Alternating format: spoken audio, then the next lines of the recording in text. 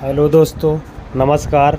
स्वागत है आप सभी का हमारे यूट्यूब चैनल सम्राट प्रदीप सतना पर। तो साथियों, अधिक से अधिक साथी लोग जो हमारे इस चैनल पर नए हैं तो हमारे चैनल को लाइक करें और दोस्तों को शेयर करें एवं कमेंट करके ज़रूर बताएं साथियों कि वीडियो आपको अच्छी लगी या कैसी लगी एवं हमारे विचार कैसे हैं, या जो हम आपको सामने जो इतिहास, जो साक्ष्य आप लोगों तक प्रस्तुत करने जा रहे हैं वह सही है या गलत। तो इस बात को लेकर साथियों आप लोग कमेंट ज़रूर करें साथियों। जी हाँ साथियों, तो आज का जो हमारा टॉपिक है वह है दशहरा। दशहरा यानी सम्राट अशोक और विजयदशमी का इतिहास साथियों। तो लीजिए साथियों, हम लोग आप लोगों के सामने बताने जा रहे हैं सम्राट अशोक और विजयदशमी का इतिहास। तो साथियों, वीडियो शुरू करने से पहले मैं अपने सभी एक बार पुनः साथियों से कहना चाहूँगा कि हमारे वीडियो को अधिक से अधिक शेयर करें एवं दोस्तों को शेयर करें, क्योंकि ये बहुजन महापुरुषों की विचारधारा है जो कि हर जन बहुजनवासी भारतवासी के पास पहुंचनी चाहिए साथियों। तो लीजिए साथियों, आज का हमारा जो मेन टॉपिक है विजयदशमी क्यों मनाई जाती है। इसलिए साथियों दशहरे का संबंध वास्तव में भारत के महान चक्रवर्ती सम्राट अशोक से है। महाराजा अशोक विश्वविख्यात महान शासक थे जिनका साम्राज्य बहुत विशाल था साथियों। किसी भी राज्य विस्तार के हिसाब से उनकी महानता को मापना ठीक नहीं। उनकी महानता तो उनके मानवतावादी सिद्धांतों के कारण है। इन्हीं उच्च सिद्धांतों के आधार पर ही उन्होंने शासन किया। अपने 10वें धम्म अभिलेख में उन्होंने कहा कि राजा की कीर्ति का मूल्यांकन प्रजा की नैतिक उन्नति से किया जा सकता है। यही कारण था कि सम्राट अशोक ने युद्ध का विनाशकारी मार्ग छोड़कर बुद्ध के शांतिपूर्ण मार्ग का अनुसरण किया। उन्होंने अपनी प्रजा को सद्धम्म के कल्याणकारी मार्ग पर चलने का आदेश दिया और अहिंसा तथा सदाचार को अपने जीवन का आदर्श बनाया। और साथियों, उनका उद्देश्य था प्रजा की सर्वोपरि ही उन्नति है। वास्तव में वह समस्त विश्व के प्राणियों का कल्याण चाहते थे, जिसके लिए उन्होंने अपनी तरफ से कोई कसर नहीं छोड़ी। भारत की गौरवशाली कला और संस्कृति की शुरुआत भी सम्राट अशोक के समय से ही हुई थी। धम्म स्तंभ और बौद्ध स्तूपों की स्थापत्य कला इनके सर्वश्रेष्ठ प्रमाण हैं। उन्होंने आज से 2000 वर्ष पूर्व भारत और पूरे विश्व को वही पाठ पढ़ाया जिसे आज संसार के सभी शांतिप्रिय देश संयुक्त राष्ट्र के संघ के माध्यम से संचालित व क्रियान्वित करना चाहते हैं। ऐसे महान सम्राट अशोक का जन्म इस पावन भारत भूमि में अशोका वंदनाय ग्रंथ के अनुसार लगभग 304 ईसा पूर्व चैत्र मास में शुक्ल पक्ष की अष्टमी को हुआ था। दिव्याविदान में अशोक की माता का नाम सुभद्रांगी मिलता है और उनके पिता का नाम बिंदुसार था, जो मगध देश के राजा थे। उनकी राजधानी पाटलिपुत्र थी। अशोक बचपन से ही तीव्र और कुशाग्र बुद्धि का धनी था। बड़ा होने के नाते शीघ्र ही उसने सभी शास्त्रों का ज्ञान अर्जित कर लिया। अशोक के सौतेले भाइयों में सबसे बड़े भाई का नाम था सुसीम, इसलिए राजा का उत्तराधिकारी होने का हक उसी को था। किंतु अशोक की तीव्र बुद्धि को देखकर सभी आमत अशोक को ही उत्तराधिकारी बनाने के पक्ष में थे। इससे असमंजस में पड़े राजा को सभी राजकुमारों की परीक्षा लेकर भी सुसीम और अशोक दोनों को उत्तराधिकारी बनाना पड़ा। महाराजा बिंदुसार ने सुसीम को उपराजा बनाकर तक्षशिला भेजा और अशोक को उज्जैन के लिए रवाना किया। उज्जैन के रास्ते में ही विदिशा नगरी पड़ती थी। अशोक ने उज्जैन जाते समय यही पड़ाव डाला था। यहीं पर स्कंदमित्रा की अशोक से मुलाकात हुई और स्कंदमित्रा को देखकर अशोक बहुत प्रभावित हुआ। अशोक ने अपने अमात्यों से कहकर उनके माता पिता का पता लगवाया और स्कंदमित्रा को पसंद करने की बात कही। यह जानकर नगर सेठ ने अपनी कन्या का विवाह कुमार अशोक के साथ कर दिया। वास्तव में यह कन्या नगर सेठ ने अपनी कन्या का विवाह कुमार अशोक के साथ कर दिया। वास्तव में यह कन्या शाक्य कुल से ही थी, किंतु परिस्थितिवश पूर्वज विदिशा में आकर बस गए थे। यही देवी विदिशा महादेवी के नाम से जानी जाती है, किंतु वर्तमान सूत्रों के अनुसार महान अशोक की रानी का नाम असंघमित्रा बताया जाता है। अशोक असंघमित्रा के साथ उज्जैन पहुंचे। वहां की शासन स्थिति ठीक नहीं थी। विवाह के 1 वर्ष बाद रानी ने एक पुत्र को जन्म दिया जिसका नाम महेंद्र तथा महेंद्र रखा गया। इसके 2 वर्ष बाद एक पुत्री का जन्म हुआ जिसका नाम संघमित्रा रखा गया। कुछ समय पश्चात महाराज बिंदुसार मरणासन अवस्था पर पड़ गए, तो उस समय पाटलिपुत्र में न तो सुसीम था और न ही अशोक। महाराजा बिंदुसार की इच्छा थी कि इस समय सुसीम ही उनका उत्तराधिकारी बने, किंतु उसके अमात्यों के विचारानुसार केवल अशोक को ही योग्य उत्तराधिकारी हो सकता था। उन्होंने अशोक को तुरंत उज्जैन से पाटलिपुत्र आने का संदेश भिजवाया। अशोक संदेश पाते ही पाटलिपुत्र आ गए। सुसीम को भी संदेश दिया गया था, किंतु वह अज्ञात कारणों से समय पर नहीं आ सका। महाराज ने जब देखा कि सुसीम का कहीं कोई आता पता नहीं है, तो केवल अशोक को ही उसके पास है, राजा ने अपना अंतिम समय नज़दीक आता देख अपने सिर से राज मुकुट उतारा और अशोक के सिर पर रख दिया। इस प्रकार अमात्यों के प्रयत्नों से अशोक को सम्राट का पद प्राप्त हुआ। अशोक के राजा बनते ही राजमहल में खुशियां छा गई। अशोक सन 273 ईसा पूर्व के लगभग 34 वर्ष की आयु में मगध के राज सिंहासन पर आसीन हुए। जनता को अशोक की सामर्थ्य और शक्ति पर पूरा विश्वास था। अशोक ने सम्राट बनने से राजधानी पाटलिपुत्र में उत्सव मनाया जाने लगा, किंतु उपराजा सुसीम को जब यह समाचार मिला तो वह बहुत क्रोधित हुआ और उसने अपने सैनिकों के साथ राज सिंहासन को बलपूर्वक हथियाने के लिए तक्षशिला से पाटलिपुत्र की ओर कूच कर दिया। कहते हैं कि अशोक ने पाटलिपुत्र के बाहर अस्त्र शस्त्रों से सुसज्जित सैनिकों को बिठा दिए। जैसे ही राजकुमार सुशील ने पाटलिपुत्र की सीमा में प्रवेश किया, अशोक के सैनिकों ने उसे घेर कर मार गिराया। इस प्रकार अशोक के समक्ष अब कोई राज्य का दावेदार नहीं रहा और वह मगध के एकमात्र महाराजा बन गए। सम्राट अशोक के बड़े भाई उपराजा सुसीम की मृत्यु के समय उनकी रानी सुमना गर्भवती थी। उसने सोचा कि अशोक के सैनिक उसे भी मार डालेंगे, इसलिए अपनी जान बचाने और गर्भस्थ शिशु की रक्षा के लिए उसने एक चंडाल के घर जाकर शरण ली। कष्टों में जीवन निर्वाह करते हुए कुछ दिन पश्चात नगरोध बरगद के पेड़ के नीचे उसने एक पुत्र को जन्म दिया। गांव के इस मुखिया ने राज परिवार के सदस्य होने के कारण माता पुत्र दोनों की 7 वर्ष तक अपने संरक्षण में रखकर सेवा की। बरगद वृक्ष के नीचे जन्म लेने के कारण इस बालक का नाम नगरोध कुमार पड़ा। उसके सामरण होने के संबंध में कहा जाता है कि उस युग में बौद्ध धर्म का अत्यधिक प्रसार था। अच्छे बौद्ध भिक्षु अपने त्यागमय जीवन और विद्वता से लोगों को बौद्ध धर्म के प्रति आकर्षित कर रहे थे। अतः नगरोध भी विद्वान बौद्ध भिक्षुओं के संपर्क में रहकर बौद्ध भिक्षु बन गया। श्रीलंका के महावंश नामक बौद्ध ग्रंथ में नगरोध के विषय में विस्तृत वर्णन मिलता है। और साथियों, सम्राट अशोक और कलिंग युद्ध कैसे होता है साथियों, आइए हम आप लोगों के सामने बताने जा रहे हैं, तो गौर से सुनिएगा। वैसे तो राज्याभिषेक के पूर्व ही अशोक ने अपने साम्राज्य की सीमाओं पर विस्तार करना आरंभ कर दिया था। संपूर्ण कश्मीर पर उसका अधिकार हो चुका था, इसलिए कश्मीर के इतिहास में सम्राट अशोक को मौर्य वंश का पहला सम्राट माना जाता है। उसने अपने पिता से प्राप्त राज्य से भी और वृद्धि की। जिन प्रांतों में विद्रोह की आशंका थी वहाँ पूर्ण शांति स्थापित की। राज्याभिषेक के बाद उसने देखा कि ऐसा कौन से राज्य व प्रदेश हैं जिन्हें अपने मौर्य साम्राज्य की परिधि के अंदर मिलाया जाए। इस समय उसकी नज़र गोदावरी और महानदी के बीच प्रदेश कलिंग उड़ीसा पर थी। महाराज बिंदुसार लाख प्रयत्न करने के बाद भी कलिंग पर अपनी विजय स्थापित नहीं कर पाए थे। उनके राज्य में पूर्वी सीमाएं कलिंग को 3 ओर से घेरे हुए थी।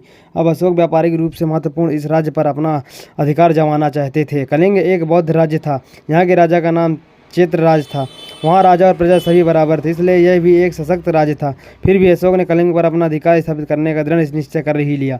बुद्ध काल में भी गोदावरी से लेकर महानदी तक का यह प्रदेश कलिंग नाम से ही जाना जाता है। उस समय वर्तमान उड़ीसा का उत्तरी भाग उत्कल तथा दक्षिणी भाग कलिंग कहलाता था। जातक कथाओं में भी कलिंग राज्य की राजधानी ओदंगपुरी का उल्लेख आया है। यह बहुत प्राचीन नगरों में था। यहाँ भगवान बुद्ध की दांत पर विशाल स्तूप का निर्माण हुआ था। प्राचीन कलिंग राज्य की राजधानी आदिपुर पहचान वर्तमान जगन्नाथपुरी से सिद्ध हो चुकी है। अशोक के समय में भी कलिंग धन धान से संपन्न राज्य था। कलिंग पर विजय पाना अशोक के लिए एक चुनौती से कम नहीं था। सर्वप्रथम महापद्मानंद ने कलिंग को अपने अधिकार में करके मगध राज्य में मिलाया था। चंद्रगुप्त मौर्य के समय में यह मौर्य साम्राज्य का अंग रहा है, किंतु महाराजा बिंदुसार के समय कलिंग एक स्वतंत्र राज्य घोषित हो गया था। इसलिए अशोक जैसे महत्वाकांक्षी सम्राट के लिए यह एक असहनीय बात हो गई थी। अशोक की विधवा भाभी सुमना, जो सुसीम की पत्नी थी, अपने पुत्र नगरोध के साथ इसी कलिंग राज्य में ही रह रही थी। अशोक ने अपने राज्याभिषेक के 8वें वर्ष यानी कि 261 ईसा पूर्व में कलिंग पर चढ़ाई कर दी। महाराजा अशोक की विशाल सेना ने कलिंग के चारों ओर से घेरा लिया। फिर क्या था, बौद्ध राज्य कलिंग और मगध के बीच कई दिनों तक घमासान युद्ध चलता रहा। कलिंग की सेना के साथ साथ वहाँ की जनता ने भी सेना के साथ मिलकर ही सेना का डटकर सामना किया। इसी युद्ध में भीषण रक्तपात और नरसंहार हुआ। कलिंग के सैनिकों पर पतन करने की दृष्टि से सम्राट अशोक को विजय तो मिल गई, किंतु कलिंग के दुर्ग पर सम्राट अशोक अपनी विजय पताका नहीं फहरा सके थे। और साथियों, जब विजय पताका नहीं फहरा सके थे, लेकिन जब उन्हीं के सामने ये सब इतना सब रक्तपात हुआ और एक बौद्ध भिक्षु के कहने पर, समझाने पर उनका हृदय परिवर्तन कैसे अंकुर हुआ साथियों, गौर से ध्यान से सुनिए आप लोग। इस वीडियो को पूरा देखिएगा। तो साथियों शुरू करते हैं। युद्ध विराम के बाद शाम के समय मगध राजा अशोक अपनी पत्नी स्कंदमित्रा के साथ बाहर टहलने उसी वक्त स्थल पर जा पहुंचे जहां कलिंग की सेना का नरसंहार हुआ था। रण क्षेत्र को देखकर रानी का हृदय कांप उठा, क्योंकि ऐसा नरसंहार रानी ने कभी नहीं देखा था। पूरा रण क्षेत्र लाशों से पड़ा हुआ था। कुछ अधकटे मरे लपटे विधवा बच्चे थे, जो कुछ घायल जीवित बचे थे। वे भूख प्यास से दर्द से कराह रहे थे। लोगों के कटे हुए शरीर, धड़, हाथ पैर, सिर देखे नहीं जा रहे थे। सैनिकों की दर्द भरी कराहट सुनकर रानी का तो बुरा हाल था, लेकिन सम्राट अशोक का हृदय भी करुणा से भर उठा और वे तुरंत अपने शिविर में वापस आ गए। सम्राट अशोक परेशान होकर अपने खेमे में बिना किसी उद्देश्य के इधर से उधर टहल रहे थे। वे बहुत परेशान थे, उनका मन नहीं लग रहा था, उनका मानसिक द्वंद्व चैन नहीं लेने दे रहा था। खेमे में घुटन महसूस हो रही थी और खेमे से बाहर आ गए। उनकी मन दृष्टि युद्ध भूमि और कलिंग की ओर जाती है। उन्हें दिखाई देता है कि स्त्रियां कराह रही हैं, बच्चे भयभीत हैं, बूढ़े अपने जीवन को कोस रहे हैं, सभी अपने मन में अशोक की मौत की कामना कर रहे हैं। रक्तपात के कारण लहूलुहान दृश्य उनके मन को विचलित कर देता है और वह भयभीत होकर पुनः अपने खेमे में चले जाते हैं। उनके हृदय की गति जोर जोर से चलने लगती है, मानो यह गति उनका उपहास कर रही हो। माथे में पसीने की बूंदें रुकने का नाम नहीं ले रही हैं। व्याकुलता से बेचैन हो वह अपने खेमे में ही चहलकदमी किए जा रहे थे। तभी खेमे की खिड़की के बाहर उन्हें देखा कि एक बच्चा जिसका सिर मुड़ा हुआ था, वह कसाय वस्त्र धारण किए हुए था। उनके हाथ में काले रंग का भिक्रा पात्र था। वह अपने सामने नपी तुली 2 गज की दूरी पर जमीन के ऊपर ही देखते हुए उसी युद्ध भूमि में लाशों के बीच ऐसे चला जा रहा था मानो वह किसी राजपथ पर चढ़ा जा रहा हो। भयमुक्त शांत मुद्रा के बीच भी उसके चेहरे पर तेज साफ झलक रहा था। उसकी ओजपूर्ण आभा निश्चय ही किसी को भी अपनी ओर आकर्षित करने वाली थी। इसी श्रमण का नाम निग्रोध था। उसे देखकर सम्राट अशोक हैरान रह गए। उन्होंने तुरंत द्वारपाल को बुलाकर कहा, जो श्रमण जा रहे हैं उन्हें मेरे पास बुलाओ। द्वारपाल ने वैसा ही किया। कुछ ही समय बाद वह श्रमण को अपने साथ लिए हुए उपस्थित हुए। सम्राट अशोक श्रमण को आसन पर बिठाकर स्वयं जमीन पर आसन लगाकर 3 बार पंचांग प्रमाण कर एक ओर बैठ गए। एक और बैठे हुए सम्राट ने श्रमण का परिचय पूछने के उद्देश्य से प्रश्न किए। श्रमण, आप कौन हैं? आपका निवास कहाँ है? क्या आप हमें जानते हैं? राजन, मैं सम्राट अशोक को भली भांति जानता हूँ। मेरा नाम निग्रोध कुमार है और पूरा संसार मेरा निवास स्थान है। आप ही सम्राट अशोक हैं और आपके मन की अशांति आपके चेहरे पर साफ दिखाई दे रही है। आपका प्रमाद कम होने के कगार पर है। इतना कहकर श्रमण चुप हो जाते हैं। श्रमण के चुप होने ही अशोक फिर पूछते हैं, श्रमण, क्या आपको हमसे डर लगता है? क्या आप भी हमसे घृणा करते हैं? श्रमण ने उत्तर दिया, राजन, मैं आपसे क्यों डरूं? इसलिए कि आप मुझे मार डालेंगे। मृत्यु तो आने ही है, उससे क्या डरना। इस संसार में कुछ भी नित्य नहीं है, सब कुछ अनित्य है, सब कुछ परिवर्तनशील है। यहाँ प्रत्येक वस्तु का क्षरण प्रत्येक क्षण हो रहा है। इसी पतन की एक अवस्था को हम विकास भी मान लेते हैं, जन्म भी मान लेते हैं। जो जन्मा है उसकी मृत्यु निश्चित है, जो उत्पन्न है उसका विनाश निश्चित है। यही संसार का नियम सत्य है और प्रकृति के नियम से कोई भी बुद्धिमान प्राणी कैसे भयभीत हो सकता है। जब मरना निश्चित है तो उसके हाथों ही मारा जाऊं तो क्या हुआ। रही बात घृणा की, तो आपसे घृणा करूं तो किस बात पर? वैसे तो मेरे सांसारिक पिता की मृत्यु के कारण आप ही हैं, फिर भी उन्हें तो मरना ही था। यह बात अलग है कि वे आपके द्वारा ही मारे गए। पिता के मरने के बाद उनका राज्य अधिकार भी किसी न किसी को प्राप्त होता ही है। वह शायद हमें मिलता या फिर उनके किसी अपने को मिलता। आप भी तो हमारे अपने हो, आपको भी मिल गया। यह भार आपने स्वयं अपने कंधों पर ले लिया तो मुझे सांसारिक दुखों से मुक्ति मिल गई। भला अपने स्वयं मुक्तिदाता से कोई घृणा कैसे कर सकता है? राजन, मैं आपका आभारी हूँ, आपने मुझे सांसारिक दुखों से मुक्ति दिलाई है। श्रमण की बात सुनकर अशोक और विचलित हो गए। उन्हें अपने आप से घृणा होने लगी। उनकी आंखों में आंसू छलक आए। श्रमण राजा को अनित्यता का धर्म समझाने का प्रयास कर रहे थे। राजन, जन्म से भी मृत्यु सत्य है, हर क्षण समाप्त हो रहे। इस संसार में व्यक्ति के द्वारा किए गए अच्छे अथवा बुरे कर्म ही इस दुनिया में शेष रह जाएंगे। इसलिए आलस और अहंकार को त्याग कर अच्छे कर्मों में लगे रहिए। उस समय निग्रोध की आयु महज 7 वर्ष की थी। इतनी कम आयु में इतना निर्मल ज्ञान सुनकर अशोक और भी प्रभावित हो गए। उन्होंने उचित सम्मान करने के साथ साथ श्रमण को भोजन दान दिया। भोजन ग्रहण करने के पश्चात अशोक ने उस श्रमण से अपने अत्यंत दुखी मन को शांत करने के लिए एक कारण पूछा।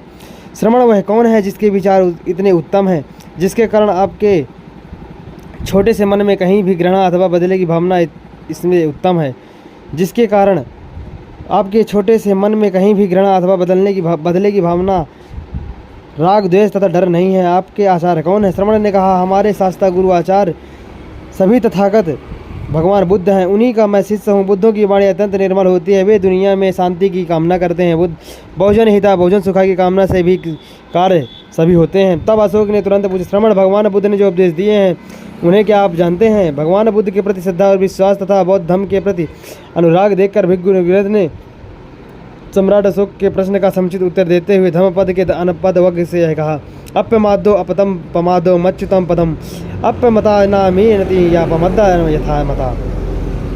अर्थात प्रमाद न करना अपमत करना साधक है और प्रमाद करना मृत्यु पद का। अपमादी नहीं मरते किंतु प्रमादी तो मरे ही हैं। इस वाक्याहन को सुनते ही सम्राट अशोक का कलेजा पिघल गया और उन्होंने सम्राट अशोक ने बौद्ध धर्म की दीक्षा ली। श्रवण के उपदेश सुनकर सम्राट की भगवान बुद्ध के धम्म की दीक्षा लेने का संकल्प करते हैं। युद्ध के नगाड़े का भोड़ करते हैं, तलवार को एक और झड़क देते हैं और घोषणा करते हैं, मैं आज से युद्ध नहीं करूंगा और ना ही अब कभी युद्ध के नगाड़े बजेंगे। संध्या का समय हो रहा था, सूर्य अपनी गर्मी को शांत करता हुआ अस्त हो रहा था। ठीक उसी प्रकार जैसे सम्राट अशोक युद्ध की गर्मी से तप रहे थे और सूर्य के समान उनकी भी गर्मी शांत हो रही थी, वह स्वयं बुद्ध की करुणामयी वाणी से शांत हो रहे थे। इसी समय अशांति पर शांति की हिंसा, हिंसा पर अहिंसा की, क्रोध और दुष्टता पर करुणा की विजय हुई, जिसे विजय काल कहा गया। यहाँ यह याद दिलाना उचित होगा कि यह वही काल समय है जिसे हिंदू लोग भी दशहरे के दिन विजय काल के नाम से पुकारते हैं। वे ठीक इसी समय राम द्वारा रावण पर वार करने अथवा तीर चलाने की विरोधी परंपरा का निर्वहन करते हैं। साथ ही उनके धर्मशास्त्रों का विधान है कि इस विजय काल में सभी हिंदू राजाओं को अपने दुश्मन पर वार करना चाहिए। इसी समय आक्रमण करना उसके लिए विजयकारी होगा। यदि हिंदू राजा किसी प्रत्यक्ष दुश्मन पर वार नहीं कर सकता तो पूर्व दिशा की ओर जंगल में जाकर अपने दुश्मन का पुतला बनाकर उस पर तीर चलाए तथा अपने सभी हथियारों का परीक्षण करे। और यह स्पष्ट कहा जाता है कि यदि राजा शत्रु पर विजय प्राप्त करना चाहता है तो उसे इसी विजय काल में ही प्रस्थान करना चाहिए। और साथ ही मज़े की बात यह भी प्रचलित है कि यदि इस दिन श्रवण नक्षत्र का योग हो तो और भी शुभ होता है। जिस दिन या जिस समय सम्राट अशोक वस्त्र त्यागते हैं उसी समय हिंदू ब्राह्मण शस्त्र उठाने को शुभ मानते हैं। जिस विजय काल में अशोक के द्वारा युद्ध जैसे अधर्म और हिंसा पर अहिंसा की विजय स्थापित की जाती है, हिंदू द्वारा उसी विजय काल में हिंसा करने को शुभ माना जाता है। इस प्रकार के भयंकर और विनाशकारी विपरीत विचारों द्वारा परंपराओं को क्यों स्थापित किया गया। एक बात और, इसी विजय काल में श्रवण नक्षत्र का होना भी शुभ माना जाता है। आखिर श्रवण का संबंध किससे है? निश्चित रूप से यह श्रवण निग्रोध की ओर इशारा करता है, लेकिन उसे भी ब्राह्मणों के नक्षत्र द्वारा बना दिया गया।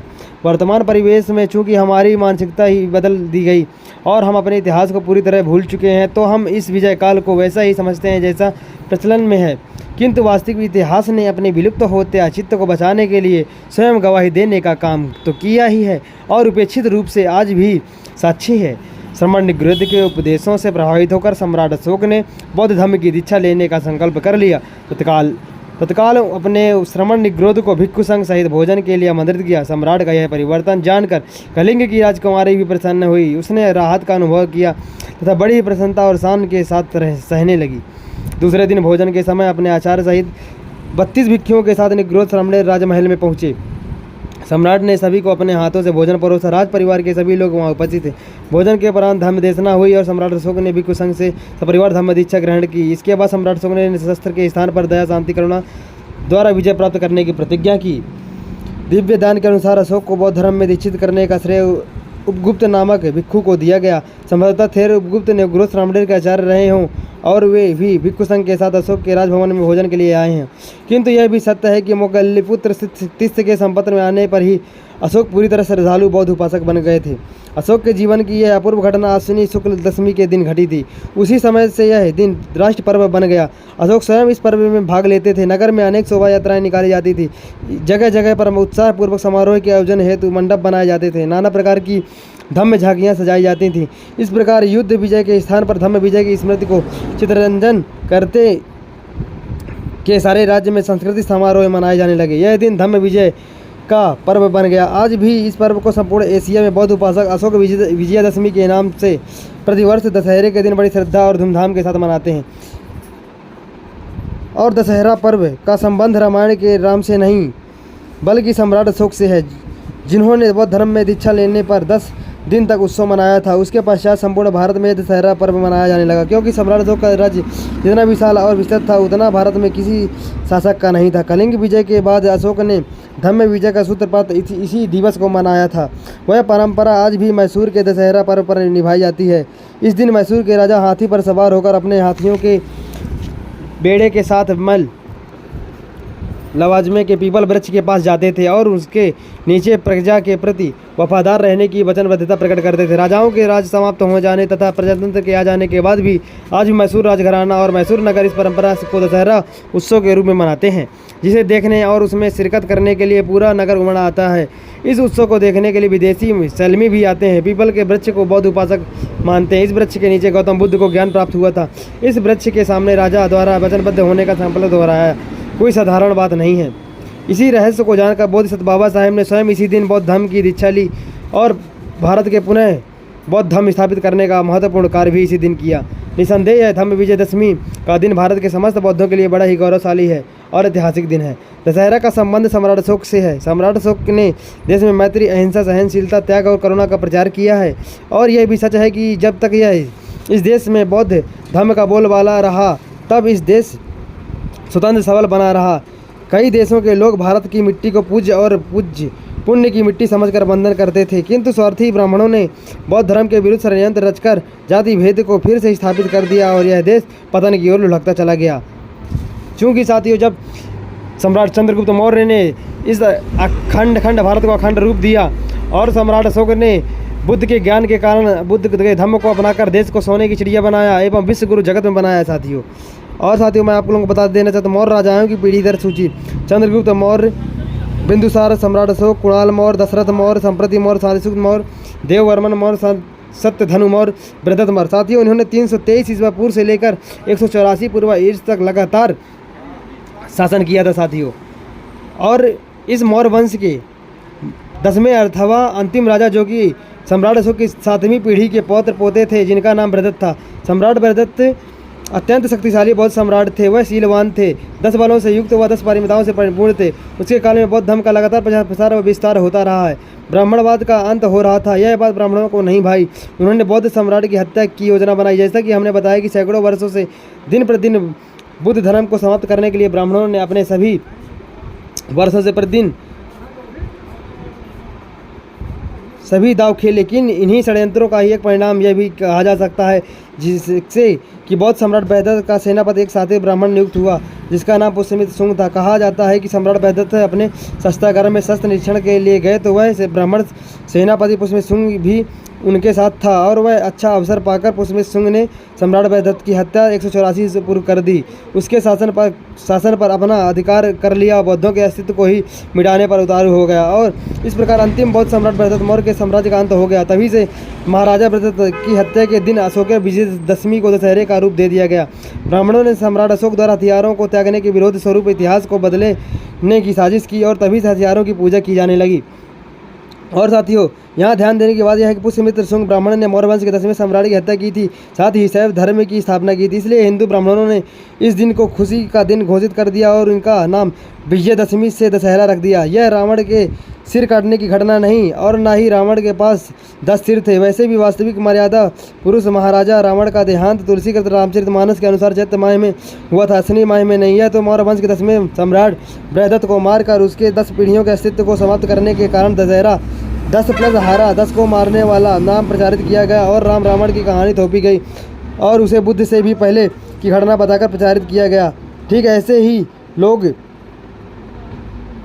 मान्य तिलक के कारण 1920 में से गणपति स्थापना की प्रथा प्रचलन में आई, किंतु 25 वर्ष बीतने के बाद भी किसी हिंदू धर्मी ब्राह्मण ने लिख दिया कि गणपति स्थापना की प्रथा हिंदू धर्म में पिछले 10,000 साल पूर्व से हुई है, तो उसे कोई क्या कह सकता है। अलबला तो लोग मान ही लेते हैं। यही हाल दशहरे का भी हुआ। दशहरे का यह वर्तमान रूप हिंदू कांड तुलसी के रामचरितमानस के बाद प्रचलित हुआ, किंतु आज दशहरे के नाम पर यही रामलीला, दुर्गा पूजन, मेला तमाशा पूरे भारत में छाया हुआ है। यह सब केवल बौद्धों के इतिहास को दबाने मिटाने का षड्यंत्र है। बौद्धों को गुमराह करने के लिए सोची समझी अनुचित है और यदि भारत का मूल निवासी बौद्ध भी इस भ्रमजाल में उलझा रहा तो साथियों बहुत नुकसान हो जाएगा। इसके लिए यह पृथक अस्तित्व को बचा पाना बहुत ज़रूरी है। साथ ही बाबा साहेब के किए कराए संघर्ष पर पानी फेरने वाला बौद्धों के नाम पर कलंक के सिवा और कुछ भी नहीं है। और भगवान बुद्ध तथा सम्राट अशोक के अनुयायी तथा वंशज होने के नाते इस देश में मूल निवासी बौद्धों का परम दायित्व है कि वे वर्तमान दशहरे का पूर्ण रूप से त्याग करें और अपनी प्राचीन विरासत की पुनः स्थापना करें। इसी दिन को दशहरा नहीं बल्कि अशोक की धम्म विजयदशमी के नाम से एक धार्मिक उत्सव के रूप में मनाएं। जिस प्रकार बाबा साहेब ने, डॉक्टर अम्बेडकर ने सम्राट अशोक के वंशज होने के नाते इसी विजयदशमी के दिन ये भगवान बुद्ध और में दीक्षित हुए और लगभग 10 लाख लोगों को धम्म दीक्षित किए।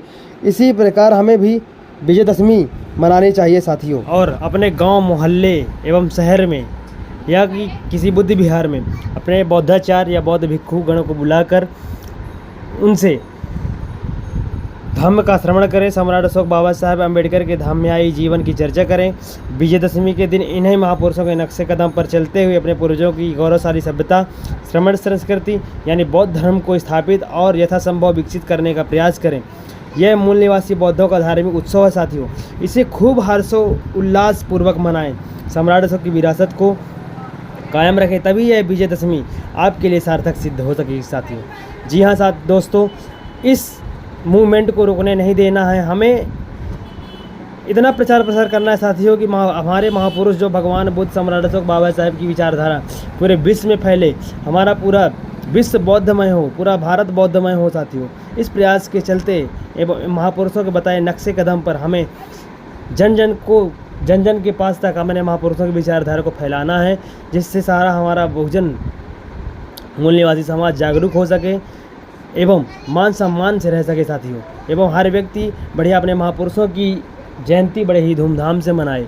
जैसे कि भगवान बुद्ध की जयंती बड़े धूमधाम से मनाए, सम्राट अशोक की जयंती, विजयदशमी बड़े धूमधाम से मनाए, डॉक्टर अंबेडकर की जयंती बड़े धूमधाम से मनाए। सभी जितने भी हमारे महापुरुष सभी की जयंतियाँ बड़े ही धूमधाम से मनाएं साथियों। तभी हमारा एवं सभी लोगों को जयंती के दिन अपने अपने महापुरुषों के संघर्षों का जीवन वृत्तांत करें, उनके संघर्षों को लोगों को बताएं, तभी हमारा समाज जानेगा, समझेगा और तथा आगे बढ़ेगा साथियों। तो बहुत बहुत धन्यवाद साथियों। इस सम्राट अशोक का विजयदशमी के सभी देशवासियों को हार्दिक हार्दिक शुभकामनाएं, बहुत बहुत मंगल कामनाएं। साधु साधु साधु।